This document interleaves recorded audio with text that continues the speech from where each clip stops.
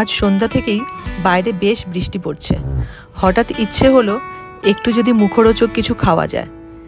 মাকে জিজ্ঞেস করলাম বাড়িতে কি আছে যা বানিয়ে খাওয়া যাবে। ফ্রিজে দেখলাম বেগুন আছে, পাতলা করে কেটে নিলাম বেগুনি করার জন্য। আর সাথে ঠিক করলাম একটু মশলা লিকার চা খাবো আর একটু মুড়ি মাখবো। তো বেগুনিগুলো এভাবে ভাজতে ভাজতেই আমার চায়ের জলটা রেডি হয়ে গিয়েছিল। আদা চা পাতা দিয়ে চাটা ভালো করে ফুটিয়ে নিয়েছি। বেগুনিটা হতে আমার বেশি টাইম লাগেনি, কারণ বেগুনি করার জন্য আমি তেলটাকে ভালো করে তেতে তারপরেই বেগুনিগুলো দিয়েছিলাম।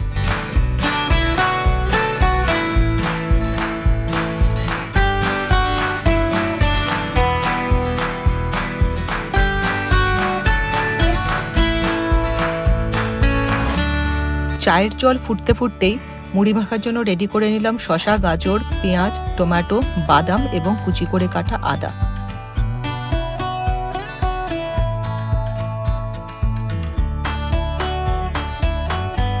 সাথে দিয়েছিলাম কিছুটা আমের আচারের তেল।